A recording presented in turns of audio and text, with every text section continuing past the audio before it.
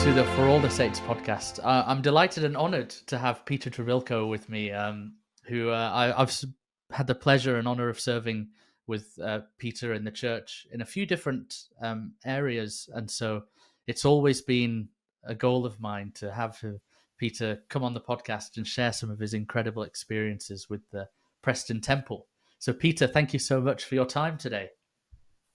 Ben, it's my pleasure. It's lovely to associate with you, and see the good work that you do in all your many guises, whether appearing in the British pageant or in your podcasts. Thank you. And you've got that great background, beautiful photo of the Preston Temple that unfortunately on the background is cropped. But what we'll do is we'll show it on the screen in its full glory so that people can see it. But broadly speaking, I would love to hear as a start your journey to getting this role in the design, the architecture of the Preston Temple. Well, thank you, Ben, and it's an interesting story. When the Preston Temple was considered, at that time, most of the architects were chosen because of their proximity to the location. Whereas now there are so many temples, many are being designed centrally and executed locally. But it was our pleasure to be involved. But 5 years before the temple was announced is when it started. And I happen to serve as the bishop of the Preston ward of the church. And for those of you who may not know, as the first missionaries led by Herbie Kimball arrived in Great Britain in 1837, they came straight to Preston from Liverpool, and within a week they baptized the first converts. And Preston branch has the privilege of being the oldest continuously operating unit of the church anywhere in the world. And it was my pleasure in 1987 to serve as bishop while the church celebrated its 150th anniversary, the sesquicentennial celebrations, as it was referred to. Now, you're probably thinking, what's all this got to do with the temple? Well, let me explain. President Hinckley was going to visit the UK and speak at various conferences as part of those celebrations. But nothing was destined to be held in Preston. And so, as Bishop of Preston, I asked our stake president, President Roger Kendall, if we could do something special to mark that 150th anniversary. And he said, by all means, Bishop, you've got my support. Off you go. So we decided that we would hold a Preston ward reunion. We would invite members who used to live in our ward, in our branch, missionaries, and so forth. And we'd plan a day of celebration. One of those missionaries that happened to serve in Preston in 1933 or so was a young Elder Gordon B. Hinckley. And I wrote to him, President Hinckley, we're having a Preston ward reunion. You serve part of your mission in Preston, and we'd love you to join us as we celebrate the 150th anniversary. Months went by, no response, until one evening I got a telephone call. And it was President Hinckley's secretary. Bishop Trebilcock, how are you? I was okay until you called. He said, I would like to put you through to President Hinckley. Okay, if you must. Bishop, how are you, President? Okay, nice to talk with you.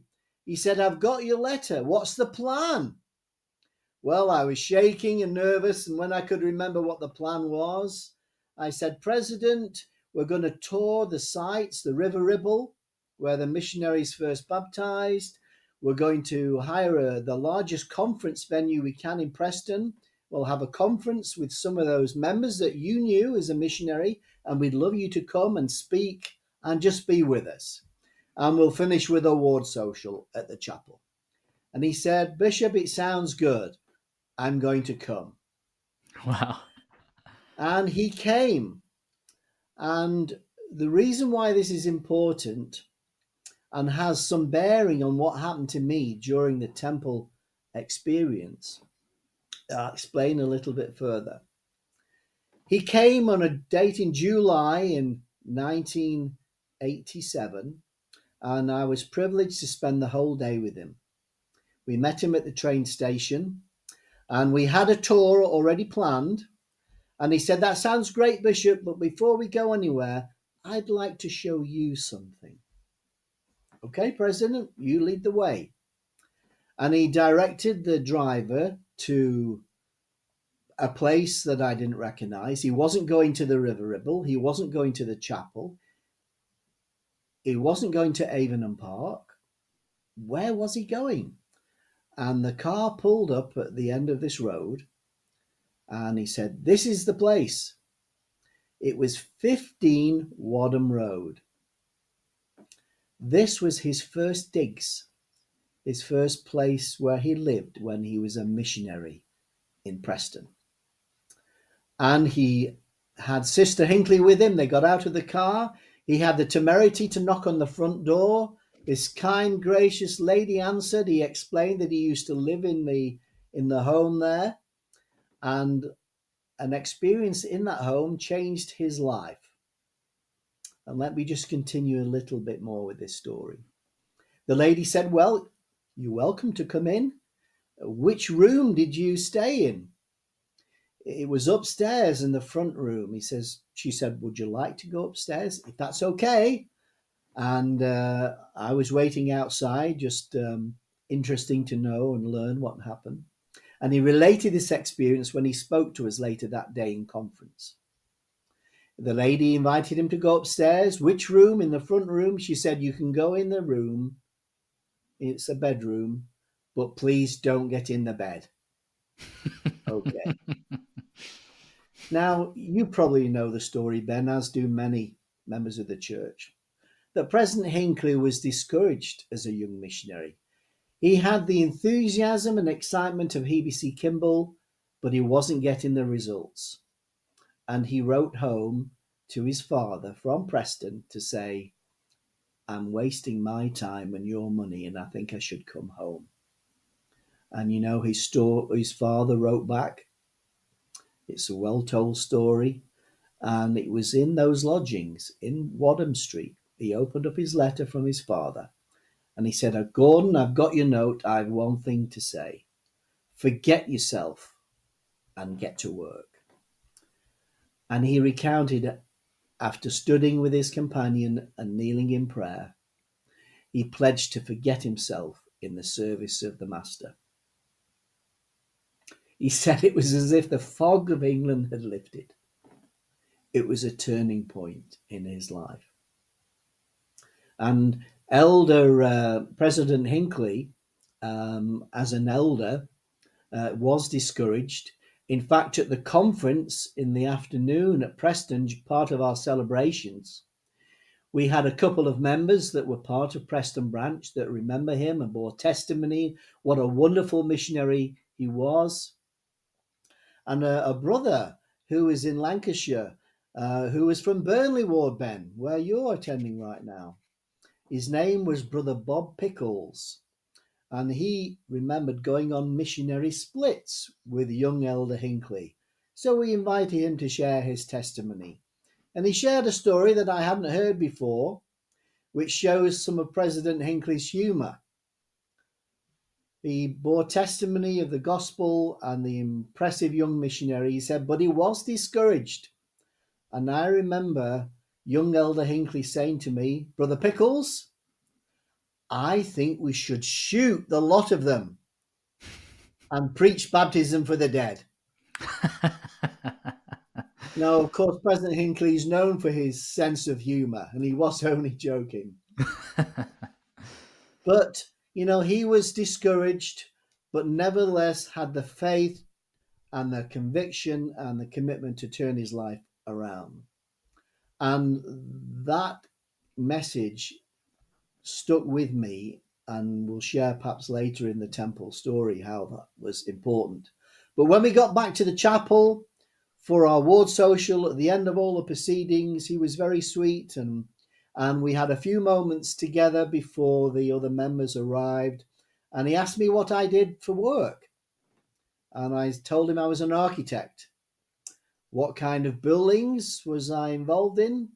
Mainly commercial work, headquarters for major companies, some hotels, some other offices and developments, and we kind of left it at that. And at the end of the proceedings, he travelled down to Birmingham, where he would speak to the saints in a conference the next day. But when he arrived home, he sent me a letter sending appreciation for the opportunity to meet with the saints. And I, of course, thanked him for that opportunity. And we kept in touch.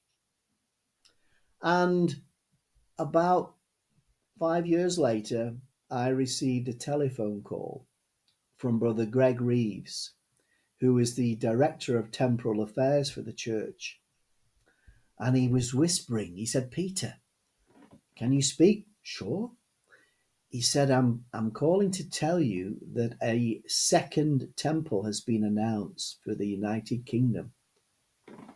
Wow, that is fantastic.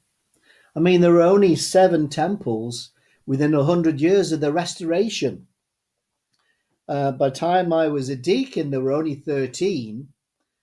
So to have 2 coming, or the second coming to Great Britain, was just marvellous. So thank you for telling me. He said it's going to be based in Chorley, Lancashire. Well, that's near where I live. Wow, I appreciate you telling me that. And your name has been mentioned as architect.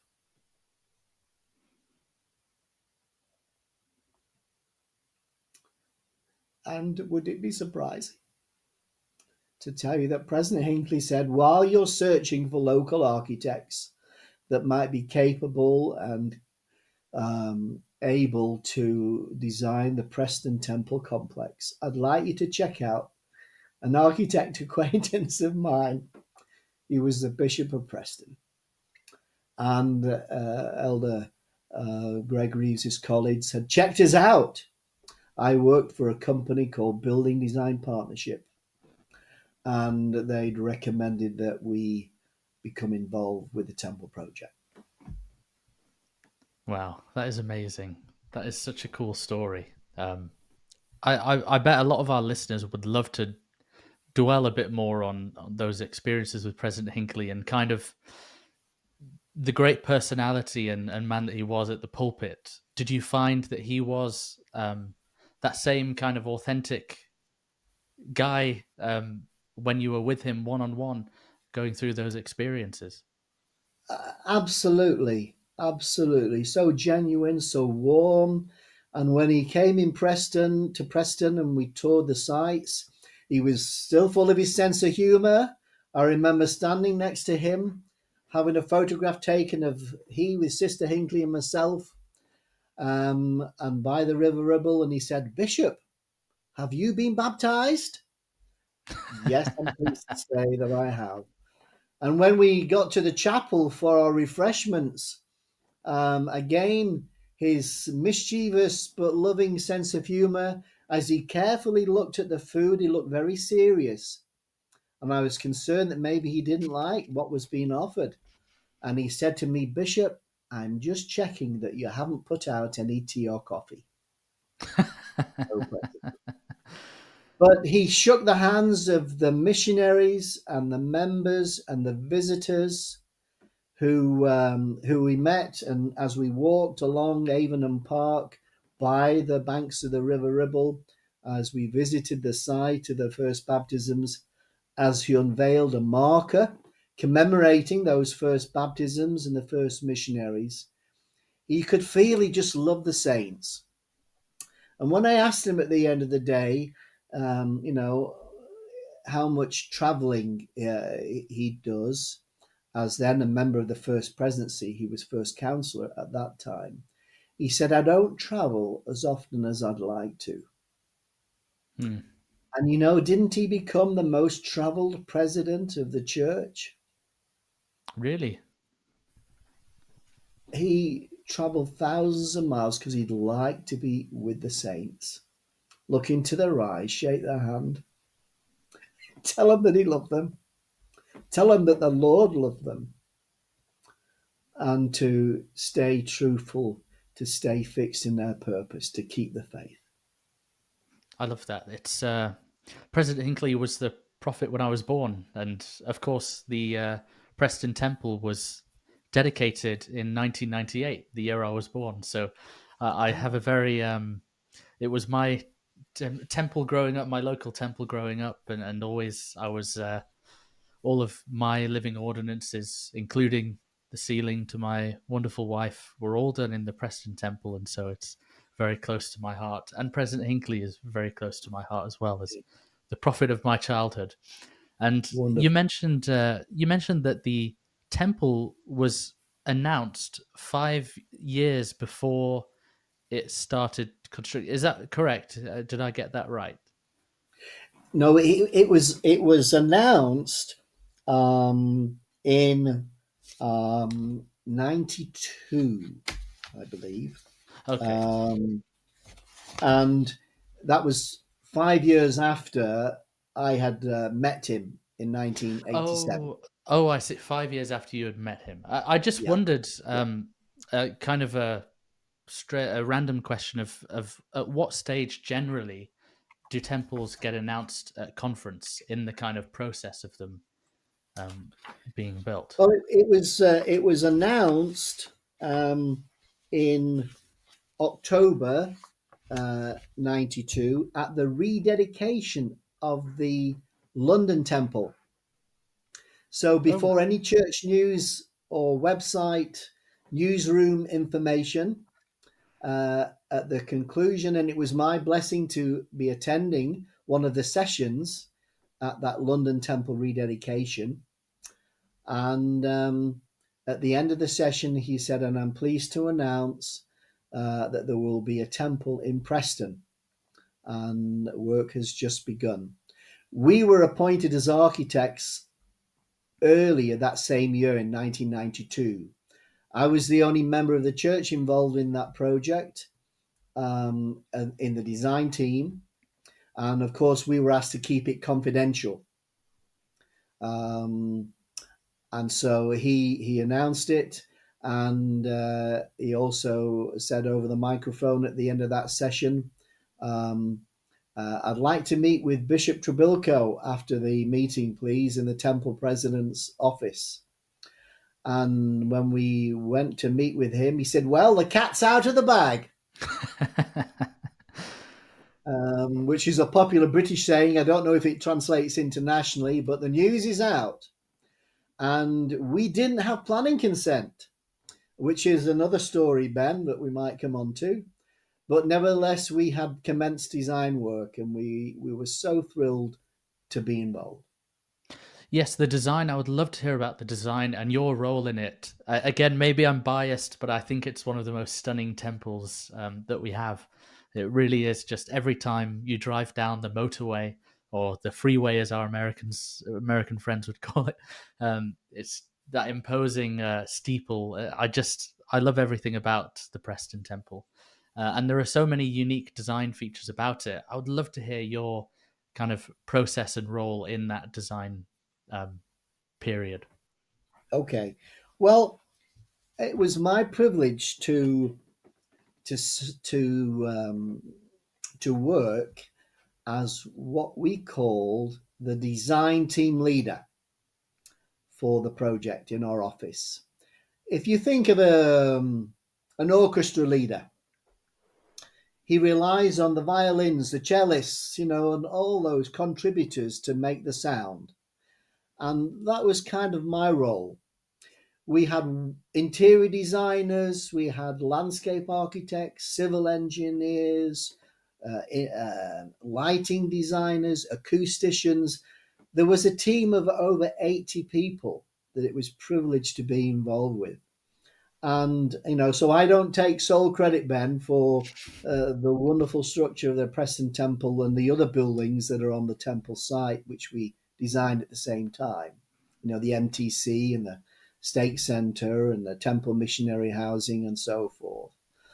But let me tell you, whilst we had some with no faith at all, some Protestants, some Catholics, and even a Muslim as part of the team, Hmm. they were all so committed to doing their very best. And let me just share one experience from one of my colleagues who's since passed away.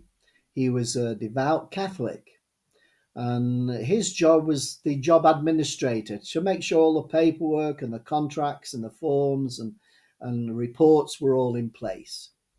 And we were interviewing potential contractors at this stage. And we'd stress that because this is a temple, we want the work to be perfect. Perfect in quality, because it's for the Lord.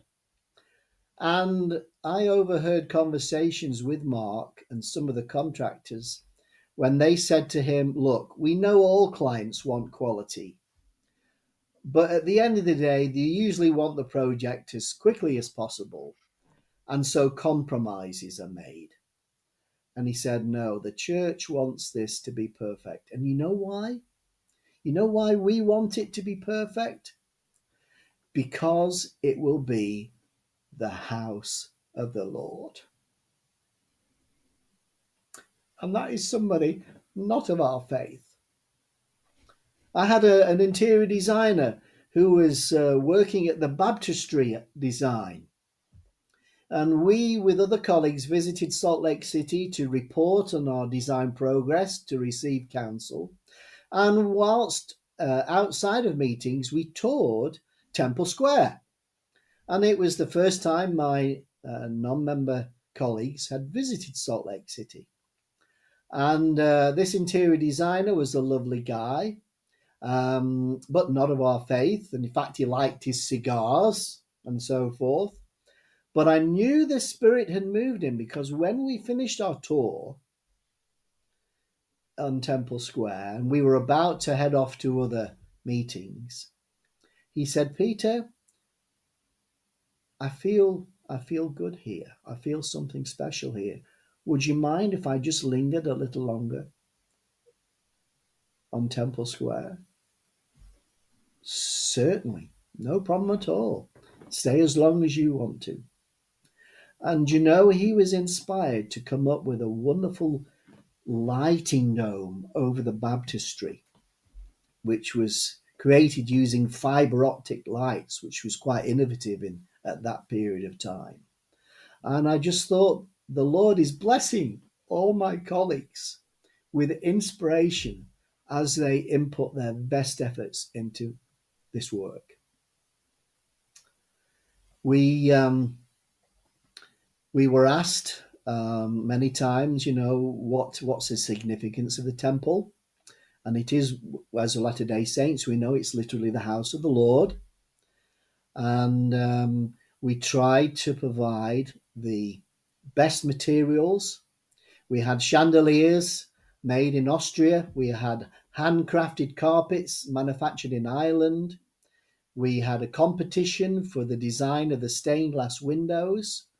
And an artist by the name of Graham Jones was appointed. He'd done work in Westminster Abbey and other places, and the church liked his work so much, they commissioned him to design the stained glass on 3 other temples. Wow. The granite was selected from Sardinia.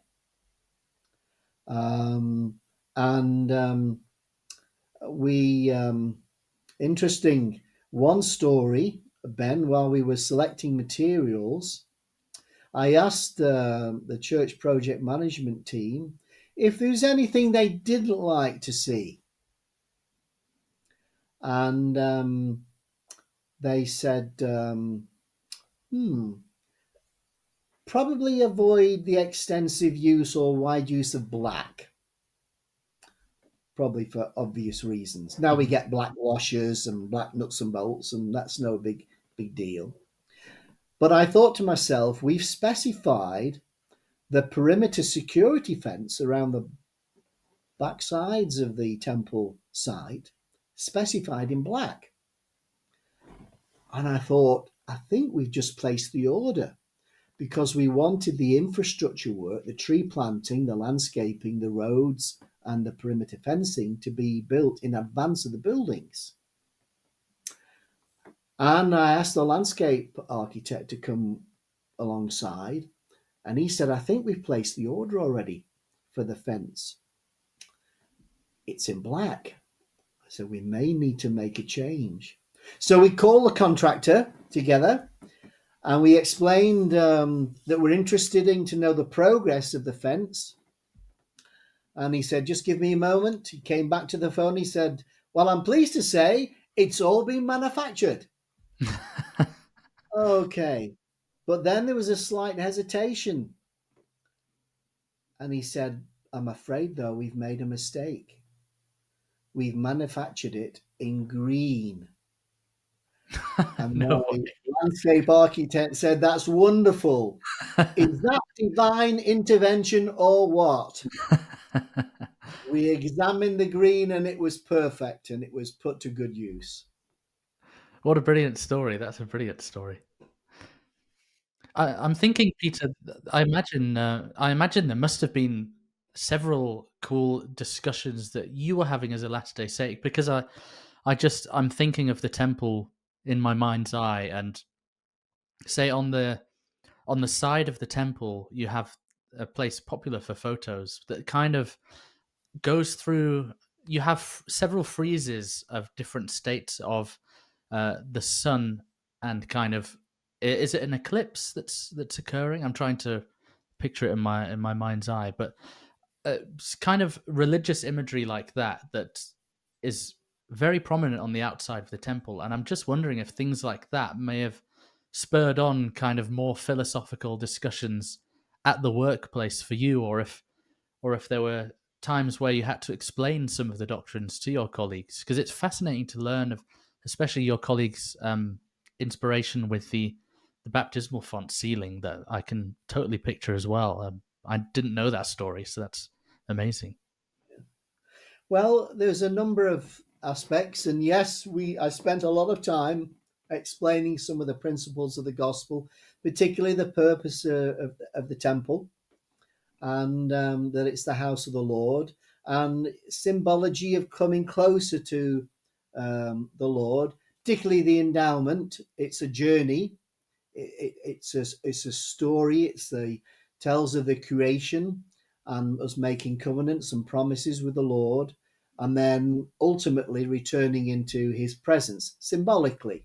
Hmm. And how do we design for that as humans, without creating just the best space we can with the finest materials and the highest quality of lighting? And so within the temple, there's a gradation of colors. So on the ground floor, there is paintings, and all the timber work, joinery, or millwork, as the Americans might say, is in American cherry.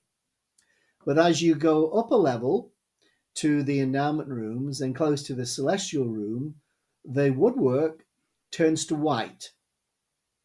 So it's all white, and the lighting gets brighter, and the lighting increases in brightness and intensity and quality the closer you get and into the celestial room.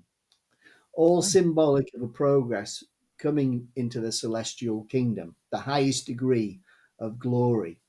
And those panels on the outside represent the degrees of glory. And let me tell you a brief story about those. In architecture, we call those bas relief, a kind of a thickness of the stone or material to give enhanced shadowing and patterning. Hmm. And I suggested through some diagrams and sketches some other symbology that would focus on the Savior. What do we think about the Savior? The light of the world, the living waters, the bread of life. His word is the word the word of God is the iron rod. So we sent several sketches to Salt Lake, and they said, Peter, these are very interesting ideas, but when we do symbols on a temple, particularly if they are new symbols and haven't been used, we have to go through various committees, which may take a considerable amount of time. So we would suggest that you adopt symbols or motifs used on other temples, develop them if you so wish, and then it would be easy for us to make use of them. And so those panels that you see behind the columns on the two sides represent at high level the 3 degrees of glory: the glory of the stars, the moon, and the sun. And the symbol representing the sun is closest to the celestial room on both sides of the temple. And of course, the stars are at the entrance nearest the door, but the moon is indicated in phases, the phases of the moon around both sides of the temple, to give a bit of interest and drama.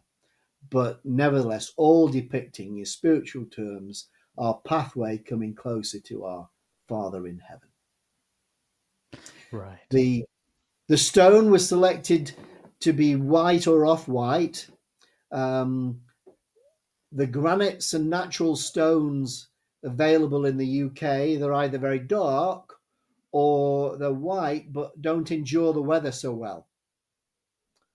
And so we chose this material of a good solid granite from Sardinia that was an off-white, that was approved by headquarters.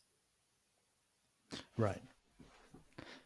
You mentioned earlier on about the planning process, and this is a really other intriguing aspect of temple building, especially kind of in recent news. We've heard some news about different things going on around the world with temples, but I would love to hear your experience of dealing with the local community and also the local councils, and kind of taking that design from reality. And it's interesting. I interviewed someone you'll know, Joe Wilson from BBC Radio Lancashire, and he had some really interesting things to say about when the temple was announced there and his coverage of it. And it was great to hear kind of a different perspective to what I'm used to. But yeah, I would love to hear your side and your experience of going through that process and dealing with those different stakeholders in the area. Thank you, Ben, and we'll happy to do that. Well, when President Hinckley made the announcement to the membership, we had already begun work in the design. And we were given the floor plans of the St. Louis Temple. Right. And that was about 6 months in advance of our work. And that was, in architectural terms, our brief. In other words, we were to have 4 endowment rooms with 50 seat capacity in each, so many ceiling rooms, so many offices, a baptistry and so forth. We could choose the materials, the colour, the format, where the spire goes, the windows and so forth, but that was the content. So the first thing that we did was to go and see the local planners. And as in most places around the world, you need approval from the local authority. And we went to see the planning authority, and we knew a little of their opposition to the temple, because Elder Geoffrey Holland, who was the area president at the time, had helped secure the location. There were a number of possible sites. President Hinckley and President Monson visited them, and President Hinckley said, this is the place we'd like to see the Preston Temple built. And Elder Holland checked with the local authorities, and it had been earmarked for business purposes. And he said to President Hinckley that he should know that he might not get support. And I remember Elder Kenneth Johnson, who was the London Temple president. Before that, he was in Area 70, and he was on the area presidency with Elder Holland. And he told me that President Hinckley said to Elder Holland, I want you to go ahead and buy this site. So President Elder Holland said, absolutely, President. So the church had bought the site. We went to see the planners. So we'd like to put a temple and some other buildings on there for the church. And you know what they said? Please go away. Really? This land has been zoned for business use. Wow. We cannot support a temple. So, shock. What's going to happen? So we scratched our heads. We said, let's go back again, take more pictures of other temples, try and make our case. And my colleague went back, took some more pictures of temples around the world with beautiful landscapes and materials and so forth. And they said, did you not hear us? First time we said we couldn't support you. Let us just reinforce that if you put a planning application in, we will refuse you. Wow. At that time, I wrote back to President Hinckley and a belated thank you. And I said in simple terms, President, thank you for the opportunity of being involved in this project. It's a great privilege. It's an honor and just a wonderful thing to be part of. And I appreciate all that you have done and are doing. You should know that there is some opposition, President, but we're doing our best. That was me saying, don't shoot me if we don't get the consent. And like his father wrote back straight away to him, he wrote back straight away to me. And he said, Peter, I have your letter. We are delighted that you're involved with this project. We have every confidence in you. Love, Gordon B. Hinckley. That was my time to think, I need to forget myself and get to work. Just like Gordon's father had told him when he received the letter, I've got your letter, Gordon. I have one thing to say, forget yourself and get to work. And, it changed things. I wasn't going to worry about permissions. I was just going to do the job the best I could and rely on the powers of heaven.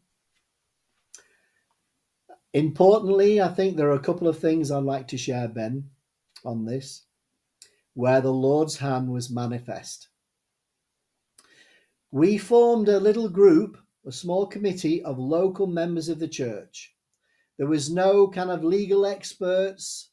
There was a bishop. There was a quorum. There was members of the Relief Society, Young Women's, etc. We formed ourselves in this little group,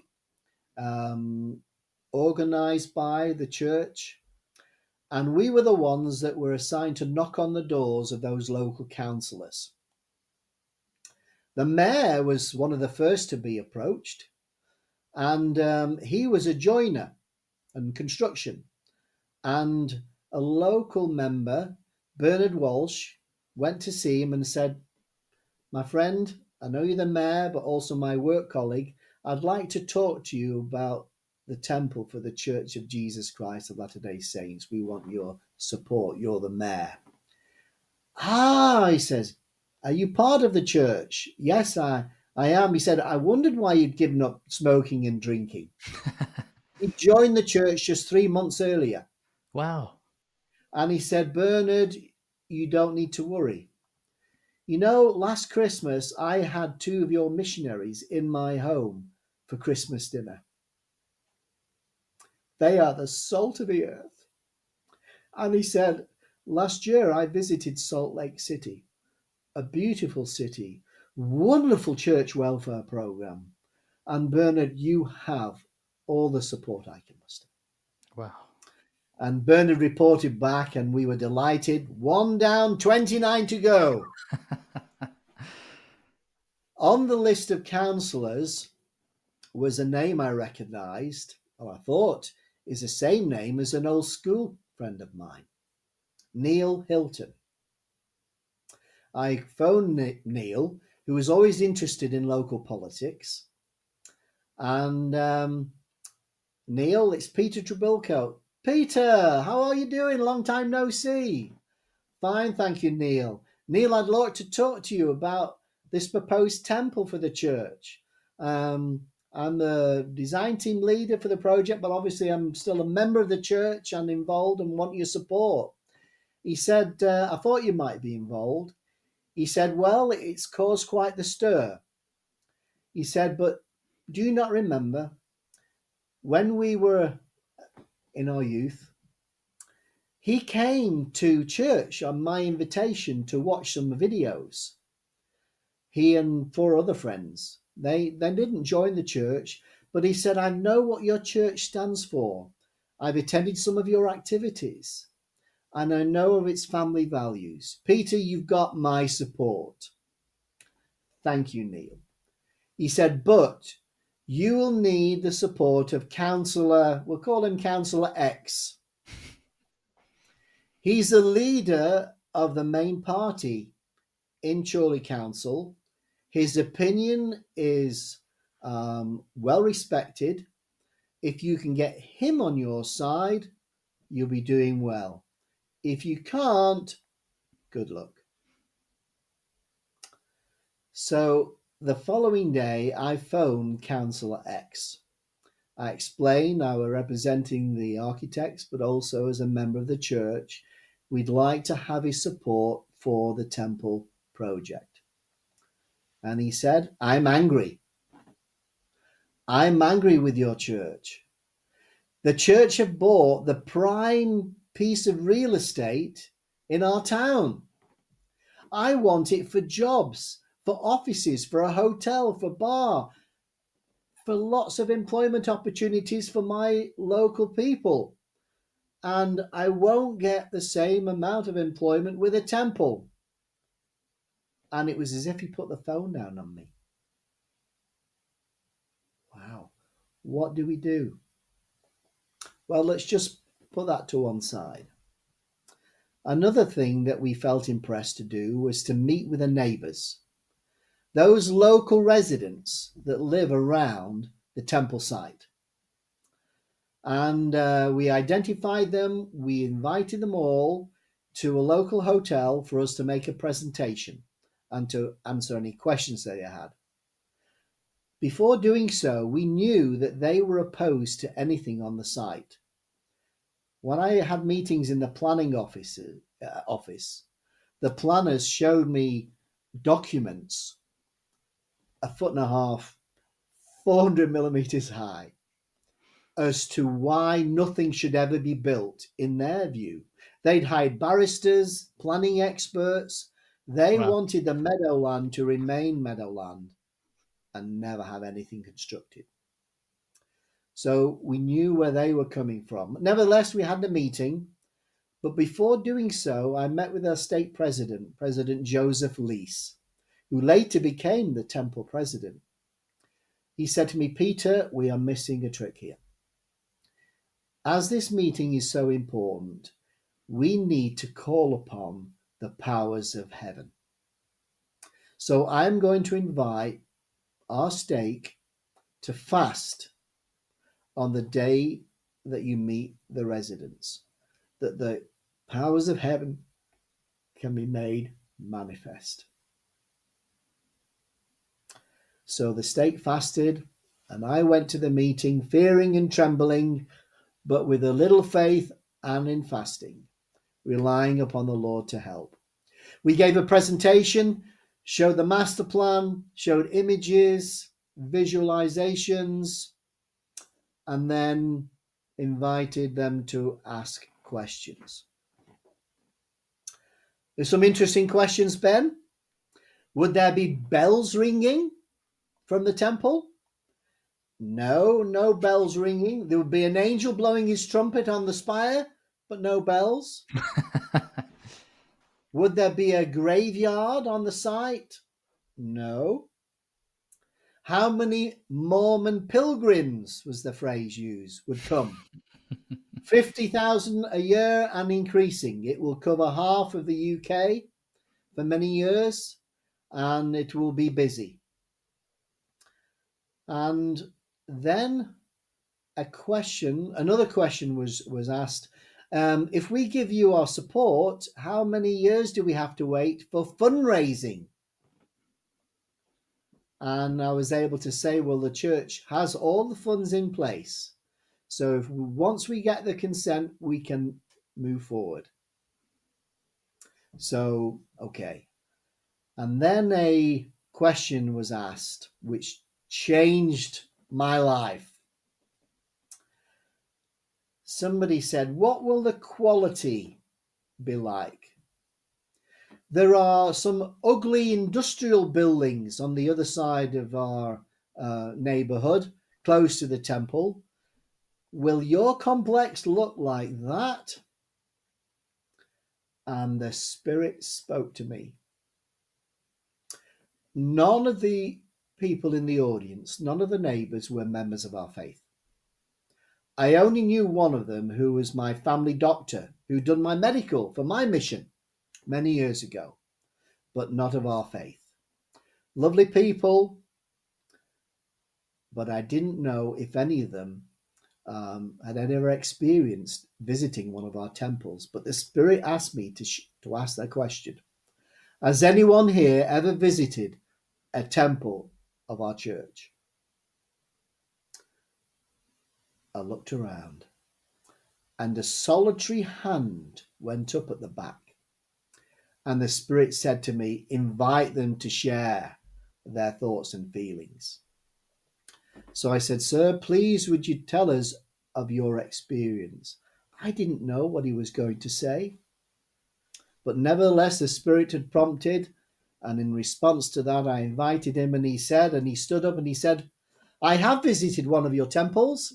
He did not say which one, but he said the landscaping was beautiful. The materials were all of the highest quality, and the workmanship was superb. And without further prompting, he looked at his neighbours and pointed to them. And he said, I feel that we should support this project because it will be the best neighbour that you'll ever have.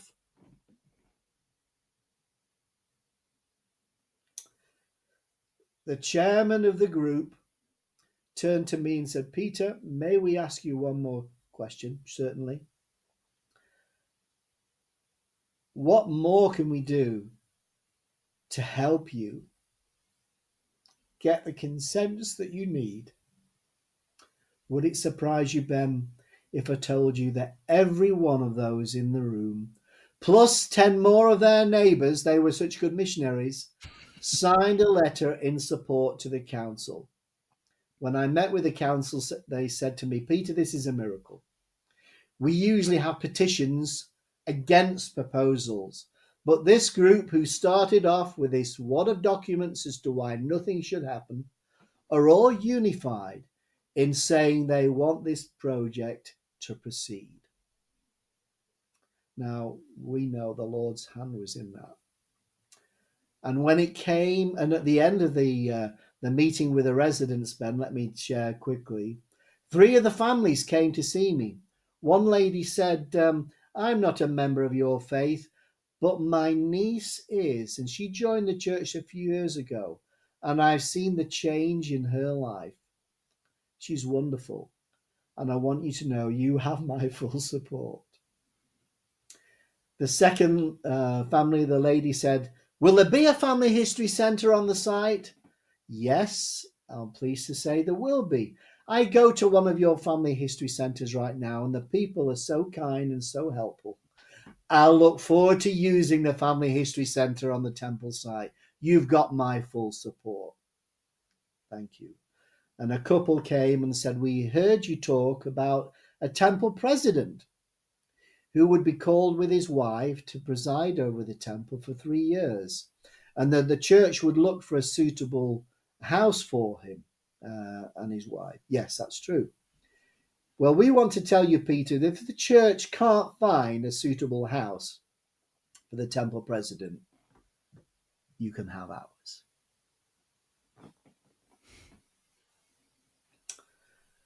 So they wrote a wonderful letter. When it came time to the actual meeting, through further negotiations, discussions about the temple complex and and the quality and the jobs that we could see happening, but couldn't promise as many as we would do in an employment business park. We came to the council to witness the vote. We were allowed to watch but not speak. We could not present nor answer questions, but we listened in fasting and prayer. The agenda item for the new temple complex for the Church of Jesus Christ of Latter-day Saints. Let's discuss it. One of the councillors asked, perhaps a little bit provocatively, we hear it's going to be called the Preston Temple, but it's in our town of Chorley. What do you think about that? And the first person to respond was Councillor X. He said, it does not matter what this temple is called. It will be a beautiful building. It will be of the highest quality. It will be a landmark for our town. And I say that we should all support it. Ben, would it surprise you that there was not one vote of opposition? Every councillor of every party voted in favour of this project. The Lord's hand was manifest. And I think because of Councillor X's support, the Lord blessed him in his life and his career. He visited the temple complex. He spoke in meetings. He has visited the pageants every time. He is a very strong supporter of the church. He became the Member of Parliament for Chorley, and he's now the Speaker of the House of Commons. No, that was Sir him. Hinckley Hoyle. I had no idea of that. Wow, that is incredible. That is amazing. Wow, I had no idea about that. That's left me a bit speechless. I did not know that story. Isn't it incredible to think that this is just one of our so many temples as well, and you see the miracles that happen in what really is usually an incredibly, well, I'm sure it was stressful for you, but usually a very incredibly stressful and tedious process of design and construction and planning and all the legislation around it. And yet the things that we remember and the things that we hold dear are these precious moments that so clearly were the hand of the Lord helping us mere mortals out as we do it and as we just try to worship Him. It really is just fascinating. That you've left me a bit speechless at that last story there. But I suppose as we close this kind of hour that we're spending together, Peter, I would just love to hear you sum up, if you possibly can, your feelings first at the dedication and seeing the completion and the fact that you live in the vicinity of the temple and you're able to see it. That must be so such a rewarding experience for you. And secondly, your thoughts at the current temple building era that we live in, that we're privileged to live in. And I think that would be a really nice way for us to kind of close this discussion today. Well, thank you, Ben. It's hard to ever contemplate moving away from Chorley. Yeah, I'm sure it is. Since 1998, when the temple was dedicated, and I moved house from Preston, where we started the design work, to live in Chorley, as my company moved to Manchester, relocated offices. But I wanted to be close. And despite opportunities to move further afield, It's very hard to leave, and I love being so close. I love to do my family history work, and to obviously do the ordinances on their behalf. It's a wonderful privilege and blessing. But when I visit the temple, I don't necessarily think of the stained glass or the chandelier or the gold leaf Moroni or whatever it is. I'm just grateful for the Saviour for giving us all the opportunities that He gives us. And what a rich privilege I have had to see the gospel grow. When I came to live in Chorley, having been born in Manchester, baptised there when I was 8, lived in the Lake District 3 years, and then moved down to Chorley as my dad got a job here. When we moved to Chorley, I was 11 years old, and there was only 3 families who were members of the church living in Chorley, and only our family was active. And we used to travel 10 miles to Preston branch to attend church, as there was no meetings in Chorley. So from Preston having one congregation, since the growth of the church, the announcement and the realization of the temple, where there was one congregation, there are now 6. 4 in Chorley and 2 in Preston. So it's just been wonderful to see the church grow and to see the temple bless so many lives. And in the context of where we are, with the groundbreaking ceremony announced for the Birmingham Temple on the 22nd of March this year, with the Scotland Edinburgh Temple being announced recently, soon to be 4 temples in the UK, plus one in Dublin, so close. When I was on my mission, there were only 16 temples in the world. Preston became the 52nd temple. And if my statistics are right, Ben, in January 2025, there are now 367 temples announced, under construction, or operating.